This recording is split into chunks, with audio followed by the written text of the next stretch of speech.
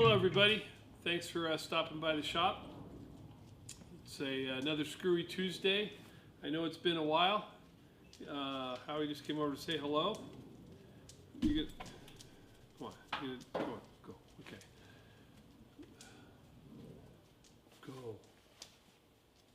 Go. Hey everybody, thanks for stopping by for another Screwy Tuesday. You know, my name's Chuck. And a little different view here where I'm sitting. I've got some space.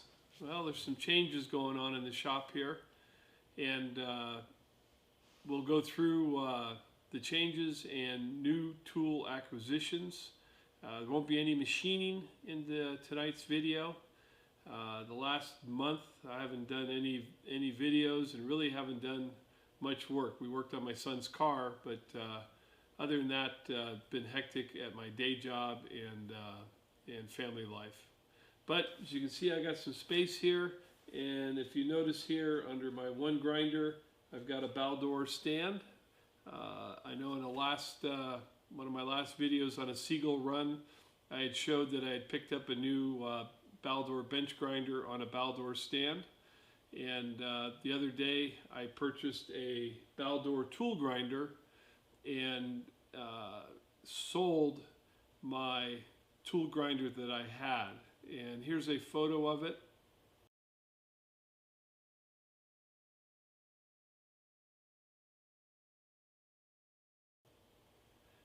And that tool grinder there I sold, and I sold it with the stand below. I really didn't care for that stand. And the fella actually said, how about if I buy the grinder and you keep the stand? And I said, I'll pay you to take the stand, kiddingly. But anywho, so I robbed the Baldor stand to put under this grinder, and I'll show you the Baldor tool grinder. I put it back in my machine shop. It's up on top of a file cabinet, and I like it there because it's a perfect height for me to stand and use it. So how did I gain the space here? What's missing? Let me stop the camera for a second, and we'll show you a little bit of difference. What's happening? Well, maybe I won't even stop it. We're just going to move. Hang on. Hang on.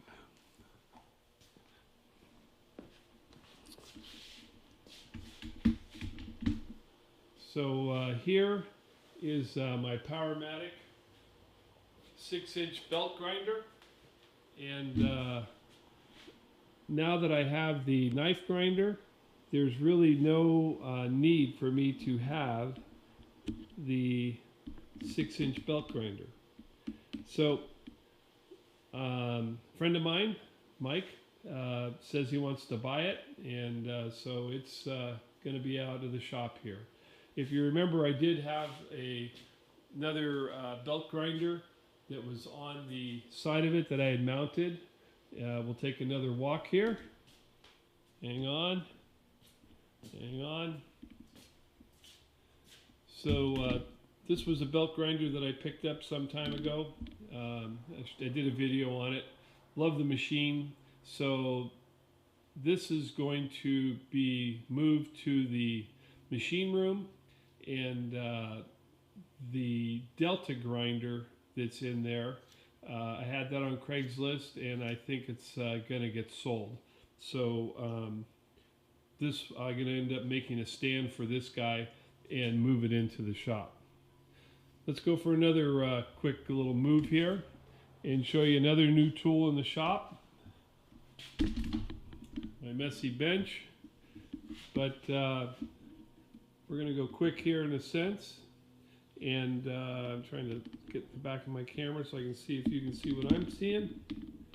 So new tool here is a Wilton 9-inch cold saw, and I've had this for a couple 3 weeks now, and really happy with it. It's a nice unit, and picked up another blade for it. On cold saws, it's just like a hacksaw. You need to have the correct number of teeth within a unit, and when you're cutting, this saw actually runs coolant. It's got a coolant tray below. So I think it's found a home here on the corner of my bench, and along with my portaband. The portaband's been in other videos, and I just love that setup. Can't beat it. Well, let's take another movement here. So another new tool in the shop is my die filer, and haven't used it much, and it's really honestly going to be a tool that has limited use, but when you need it, it's going to work out well. An interesting thing, when I got the tool, this actually came from my buddy Carl. He gave it to me. Thank you, Carl. This is one of the units that pinches down below on the file to hold the file. And you can see it was an Allen hex, and you can see where it's broke. Well, trying to remove that, as you remove it, of course, the pressure of the key would expand it and it would lock it. So I ended up, I removed it, finally got it out, made a new one, a copy of it, but since I couldn't cut the hex, on the new one, what I basically did is drilled, tapped it, and put a another Allen head inside of it. So I have two different Allen keys to remove the file. The file itself, it works great. Show you right here. See the little red mark right there? I mean, you can press.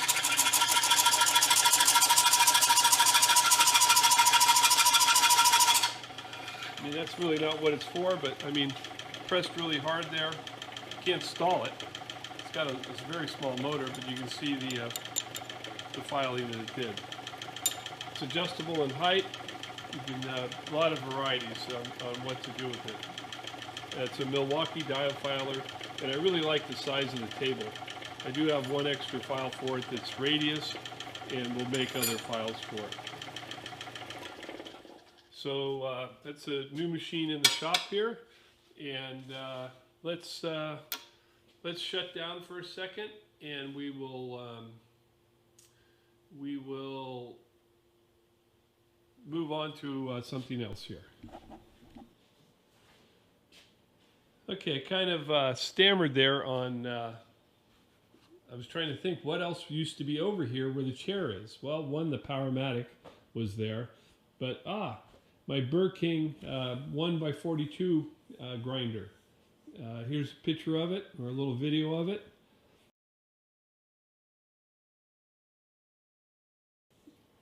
Sad to sell it, but now that I have the Northridge grinder, it was really redundant. The Northridge grinder, I can even run 1-inch belts on it if I want to. So where that chair is, I'm trying to decide what's going to occupy that space. Don't have any other tool purchases coming. I may move my hydraulic press out here, so right now I'm not going to rush and move things. I'm going to inhabit the space for a little while and see what goes there. Let's move on. Here's something kind of new to the shop. So the other day on Craigslist, there was oxyacetylene, this set, for free. Different cart. I already gave the cart away. And here's a quick video of it. My Siegel run today for free.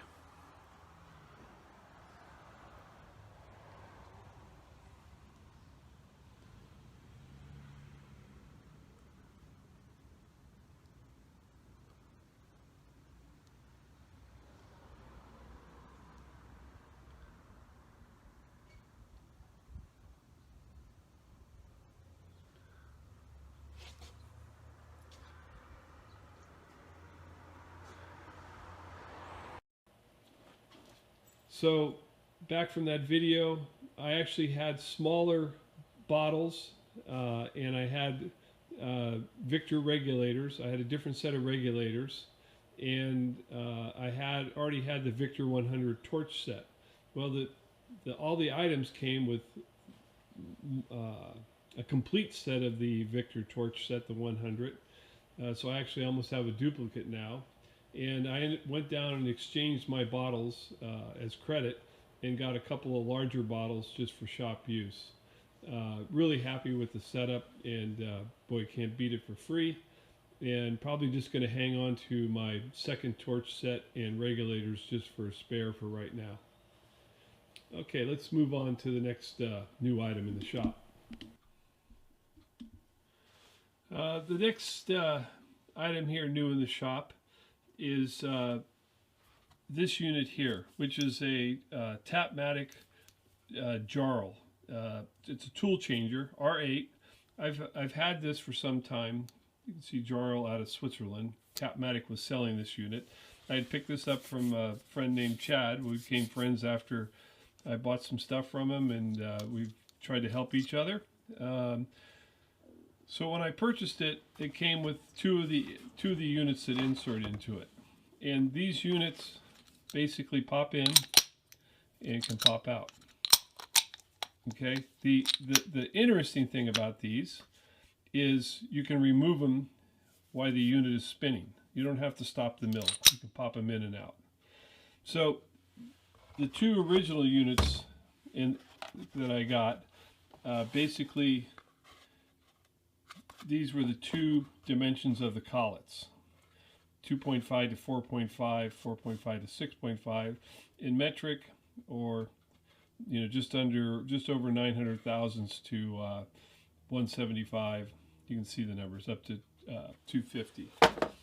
So I've been looking for additional pop-in units, and I finally found them on Craigslist the other day. And these units here, you can see, have a much larger hole. So these go up to ½ inch.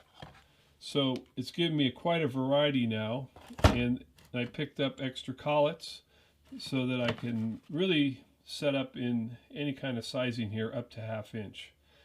So it's not a tool that gets used a lot. If I'm doing something of repetitive nature where I don't want to do starts and stops and things, I think it's going to be a handy addition to the shop. Something I've been looking for, and happy to pick it up. Yeah, pick these up at a fair price. Interesting, these guys, brand new, are 60 bucks, and pick these up for $20 off of eBay. Anywho, let's move on here. Not so much a tool, but a novelty here. I don't know if you know what these guys are, but they're Japanese puzzle boxes. That's all inlay wood there. Everything's all inlay. They're beautiful. And this one I would suspect is about 50 or 60 years old. Let's see if I can get it open for you. Pop one side there. Let's see. That slides down. Then it goes again. Slides down. And the lid comes off. There's a compartment here. The lid will come all the way off. And this one has a secret drawer down inside here. Unique little woodworking, the way they figure it all out to lock. Quite unique. This one is really a puzzle, and I don't know that I can get it open again. Let's see. I've done it a few times, but I've never gotten the steps complete. And that one goes that way. That goes down. This slides again. There it slides again. Doesn't go that way. This one's got to go this way. Well, I'm not going to waste your time. This one's a puzzle. I'm close to getting it open, but it's beautiful though. And $2 a piece at a garage sale. I just couldn't pass them up. They're just a novelty. Anyway, let's move on to the next new thing in the shop. Well, as you can see, we're back by the Monarch 10EE, and purposely kind of set you up here. You can see the hydraulic press in the back there, and there's a man door. Thinking of moving that hydraulic press out to where I had the red chair as an opening, which then would allow me to open up this man door just for daylight and for use of walking in and out. But it's a good place to put the press that doesn't get used very often. I don't really need to use that door. That's part of the quandary. But while we're back here, I did purchase a dog plate for the 10EE.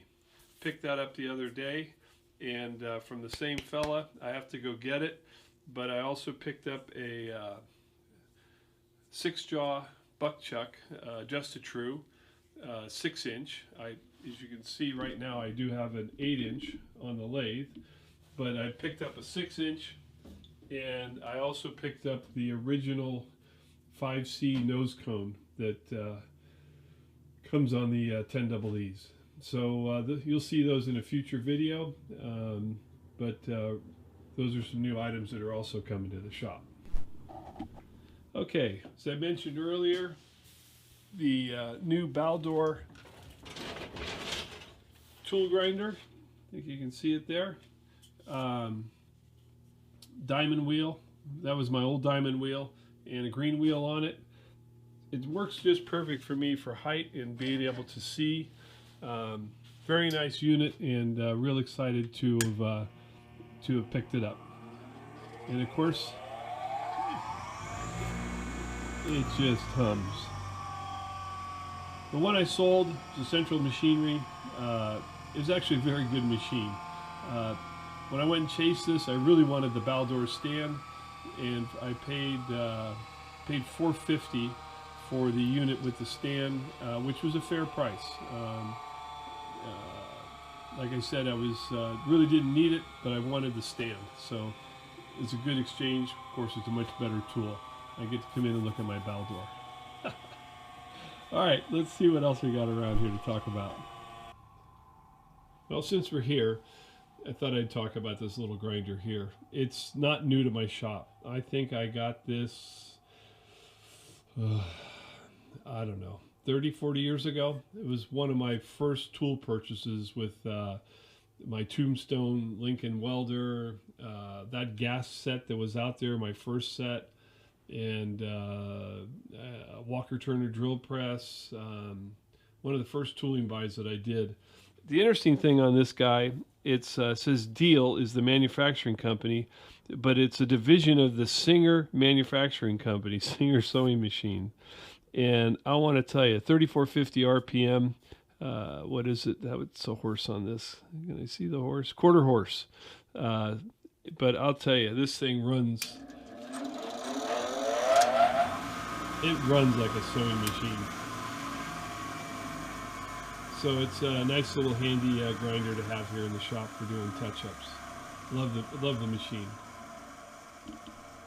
Okay, we're back here at the Monarch, and oops, sorry for that camera shake. But a lot of people might not know this, but a Monarch was designed to, let's call it bleed oil. The headstock unit will actually let oil out and goes into the drip pan, and of course your carriage self-lubricates, so it's always pumping oil. So I ended up McMaster car. I picked up a couple of oil cans here that will work for filling the headstock. Much simpler. Keep them here at the lathe. You wonder what this piece of blue tape is? Well, I need to get I need to make a cap for that. But you can see where I can just basically plug it in and fill it. That's just a little enhancement, make it a little simpler to oil the machine. And the other item that I picked up from McMaster car is you've seen Stefan using a small oiler, little needle oiler. Well, I found them there on McMaster car. So kind of excited to get this. Much more fine applications of cutting oil. So I'm looking forward to use that, and they're not very expensive. So look them up on McMaster-Carr. Different size needles. So I thought I'd just buy one and give it a try, but I'm looking forward to using that. So here's the Delta tool grinder that I have. Not tool grinder, just a bench grinder. Picked this up some time ago. Really like the machine, but since I got the other one, it's kind of redundant. This one's really nice. Has the lighted visors, and of course this one runs like a sewing machine too. Had it on Craigslist, and I think the fellow that bought the tool grinder and the Burr King is coming back for it. Otherwise I'll end up selling it. Thinking of putting the 2-inch belt grinder in this location just to have it handy here in the shop. Now here's another new item in the shop. As you can see above the bandsaw, just beyond the drill press, is an LED light fixture, 4-foot light fixture instead of the fluorescence. The ballast burned out on that unit, and so I went and paid for an LED one instead. Very bright, really kind of happy about it, but here's the problem with it that I'm having. I'm going to shut my lights off. Oh, shut my lights off, and my timer just saw that I moved. Let me try that again.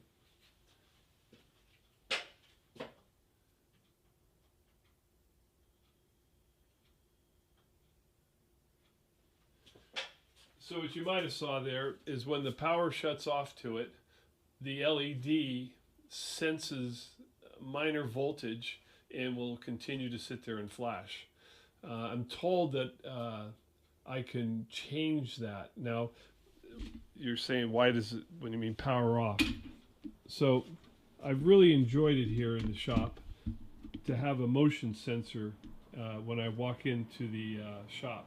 So I typically put it in the motion, into that mode there, and when I walk in and out of the shop, I don't have to reach over and turn on the light switch, or if I walk out of the machine room, I don't have to remember to shut off the lights when I go into the main shop. I'm told I can get a different sensor here that won't excite the LED, so I need to do that. I'm so used to being able to walk in and out of here and not have to play with the lights. Now, to be honest though, there is times I'm in the back of the shop and I forget to set this to on mode, and which I just did, and the lights will go off. I do have battery powered lights back there though, so that I don't end up in the dark. And there's Howard Boy. If you notice the yellow band on his leg there, just got back from the vet this morning. Howie, to lick your balls in front of everybody. He ended up with hives, so had to take him over to the doc and get a shot and get some medicine. He's fine, other than a couple $100 bill. So I think that's going to be it. Let me see if there's anything else to give you a report on here in the shop. You can see in the background there the transmission jack and the jack stand. Again, I mentioned worked on my son's car, and we had that had to use all that tooling to work on his exhaust system. Trials and tribulations around the house and shop. So this is a tuner from the backyard that is taking a dump. Been trying to figure out what's going on with it. I think it's going to go find the dumpster. And then up here is the tuner in my shop. And I recently just purchased, right there, JL Audio, an MBX-RX Bluetooth receiver. So connected it to my stereo, and then I can actually just Bluetooth music to the unit. Well, yeah, that was great. So Charlie hooks it up, and not getting any music.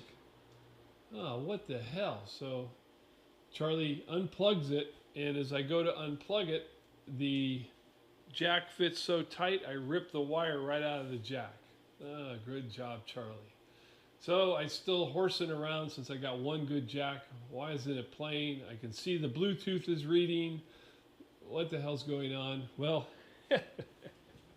when I spun this unit around, I touched the speaker button and it shut off the speakers. Well, great. Then, now, got the speakers working. I don't have any left channel. What the hell? So I'm playing around with that Bluetooth unit. Had to fix the unit that I pulled out, took it apart, soldered it, actually ordered new ends that haven't come yet, but doctored it up so that it would work, put it all back together, no left side speaker. What the hell? What did I double check my soldering, double. Well, come to find out, when I turned the stereo head, I pulled the speaker wires out of the back of the unit. That's what this wire is over here. Since I pulled it out, I was playing with it with this guy. So, got my speakers wired up, and now I either have diagnosed that head unit is dying, or somehow I've got a problem with the Altec Lansing up there. Sound out of the right speaker is fantastic. Sound out of the left speaker is not doing well. So that's the latest thing here. The other item of interest is my solar plumbing. Lazy guy. A couple weeks ago, I hear dripping on top of my machine room. Solar is above that, and I'm thinking, sounds like the solar's leaking. Walked around so I could look at the solar, couldn't see anything. Forget it. Well, heard it again dripping the other day, and they ended up, as you can see, that's not at 90 degrees. They ended up heating and bending this, and it ended up that it's 30 years now, but and of course the sunlight got to it, so it popped and it cracked. So Charlie runs to the store. Hang on a second.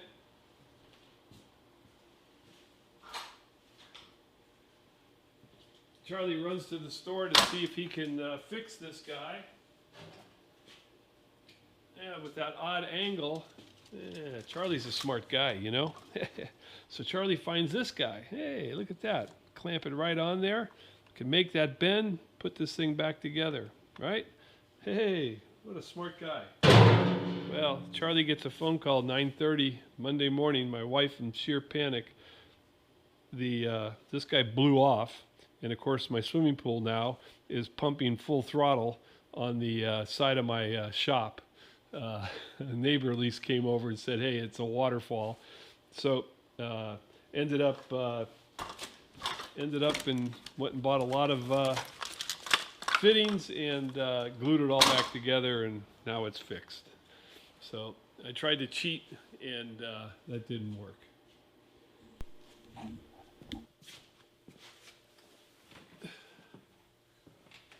Okay, well, I'm back where I started. If you hung on this long and listened to me jibber jab about everything in here, I appreciate it. Hopefully some work will take place here. Hello, Howard. The other nice tool I got here was this guy from Bruce Witten. We'll get her out. Love this hat, Bruce. Fits my melon head just perfect. Again, guys, thanks for stopping by. Appreciate your time. Hope you enjoyed it, and subscribe if you like it, and we'll see you again on another Screwy Tuesday. Take care.